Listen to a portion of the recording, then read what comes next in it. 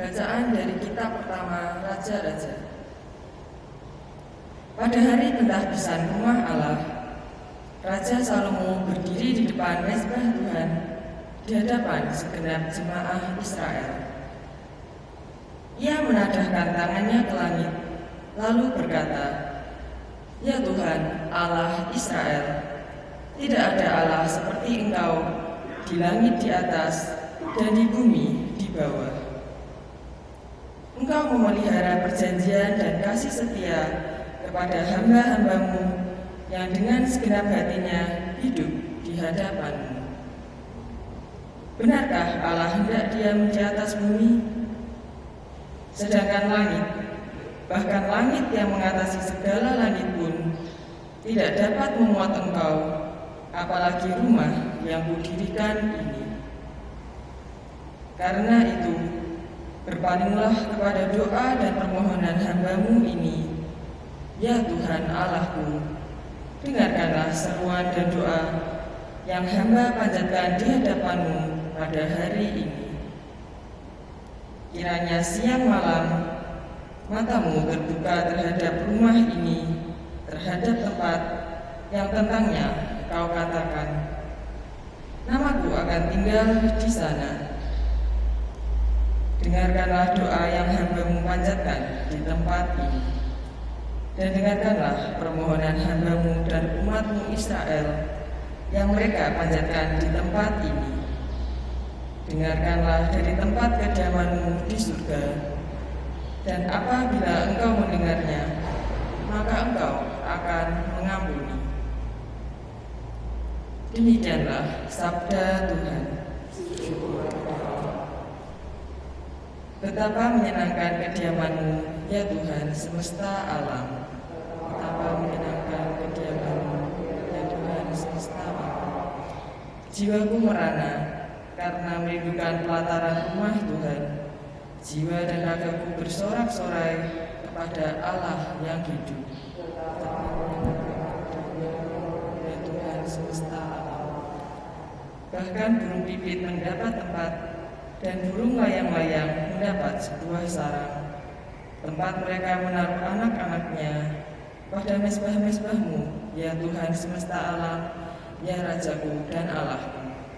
Betapa menyenangkan kediaman-Mu, ya Tuhan semesta alam. Berbahagialah orang yang diam di rumah-Mu, yang memuji-muji Engkau tanpa henti. Lihatlah kami, ya Allah, perisai kami. Pandanglah wajah orang yang Kau urapi. Ya Tuhan semesta alam. Sebab lebih baik satu hari di pelataran-Mu daripada 1000 hari di tempat lain.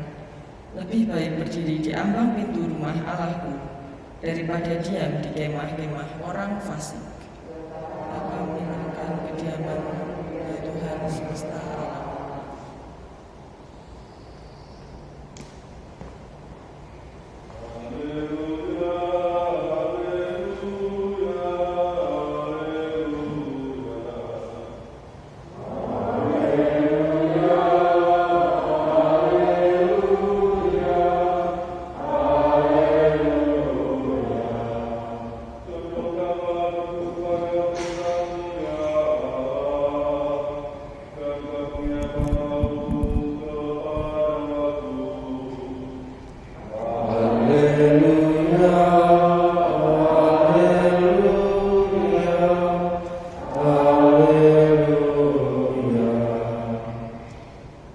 Tuhan bersamamu. Inilah Injil Yesus Kristus menurut Markus.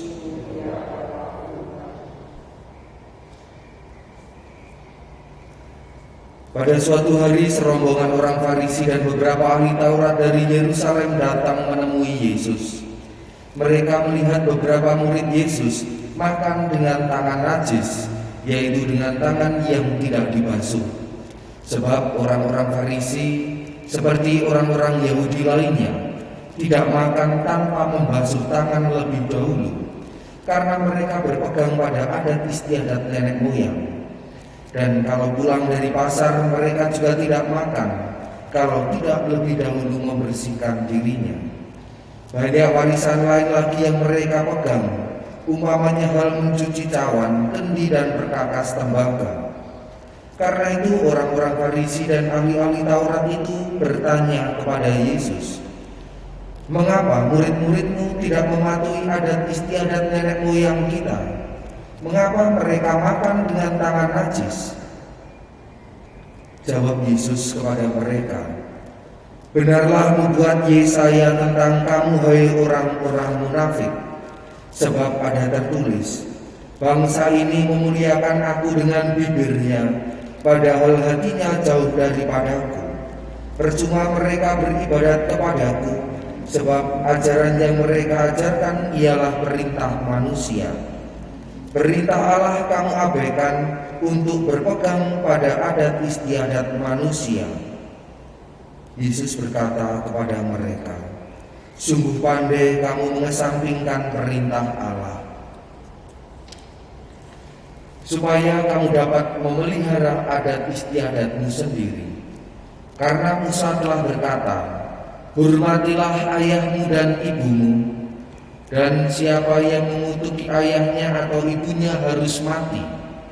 Tetapi kamu berkata, kalau seorang berkata kepada bapak atau ibunya, apa yang ada padaku, yang dapat digunakan untuk pemeliharaanmu, sudah digunakan untuk kurban, yaitu persembahan kepada Allah, maka kamu membiarkan dia untuk tidak lagi berbuat sesuatu pun bagi bapak atau ibunya. Dengan demikian sabda Allah kamu nyatakan tidak berlaku demi adat istiadat yang kamu ikuti itu, dan banyak hal lain seperti itu yang kamu lakukan." Demikianlah sabda Tuhan.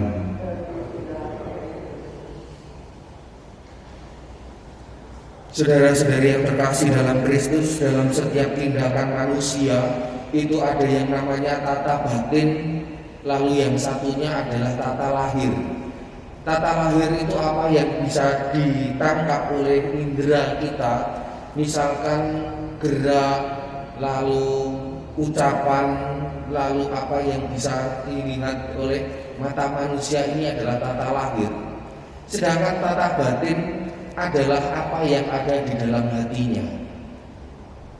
Seperti misal orang memberi bantuan kepada orang lain, tata lahirnya adalah memberi bantuan, tetapi tata batinnya belum tentu sama, tetapi juga bisa jadi sama. Misalkan orang berdoa kepada Tuhan, tata lahirnya adalah posisi duduk berdoa, berlutut atau berdiri berdoa kepada Tuhan, tetapi batinnya bisa jadi juga berdoa, bisa jadi ngalamun, bisa jadi kemana-mana, atau ada motivasi-motivasi lain dalam berdoa itu adalah tata batin. Maka di sini Yesus juga sebenarnya menegur orang-orang Farisi, ahli-ahli Taurat, karena apa yang mereka lakukan dalam melakukan peraturan-peraturan, terutama menjalankan peraturan keagamaan, itu hanya didasarkan pada tata lahirnya saja. Mereka tidak sampai pada tata batin, sehingga ketika mereka tidak sampai kepada tata batin ini, Yesus mengatakan bahwa mereka ini orang-orang yang munafik. Mereka sekiranya melakukan peraturan, melakukan ajaran keagamaan ini bukan untuk menghidupi semangat tentang apa yang ada di dalam peraturan dan hidup keagamaan itu, tetapi dengan motivasi lain, supaya mereka dipuji oleh orang, supaya mereka itu dianggap sebagai orang yang salah. Padahal dalam diri mereka tidak mau melakukan apa yang sebenarnya ada di dalam maksud semangat dari hukum itu. Yesus memberikan contoh, hormatilah ayahmu dan ibumu. Lalu mereka menghormati itu, tetapi dalam tata batinnya itu tidak dilakukan. Mereka hanya supaya mereka dianggap salah saja, supaya mereka juga bisa menghindar dari apa yang dituduhkan kepada mereka, yakni mereka tidak menjalankan perintah Tuhan. Maka di sini Yesus hadir untuk mengubah itu semua, untuk menegur itu semua, untuk menghidupi kembali apa yang sebenarnya harus dilakukan, bahwa tata lahir ini juga penting supaya ahli Taurat, orang Farisi, dan juga kita pada saat ini, termasuk Anda dan saya, itu tidak hanya melakukan sesuatu kehidupan keagamaan, peraturan-peraturan itu hanya pada tata lahir saja, karena bahayanya adalah ketika orang hanya menjalankan tata lahir, kita jatuh kepada kemunafikan. Maka tata lahir, semangat dari melakukan hukum, ketulusan dari melakukan peraturan, kasih dalam melakukan tindakan itu juga diperlukan, agar apa yang dihidupi dalam sebuah tindakan itu sungguh-sungguh mengubah hidup kita menjadi lebih baik. Berkat Tuhan senantiasa menyertai kita semua.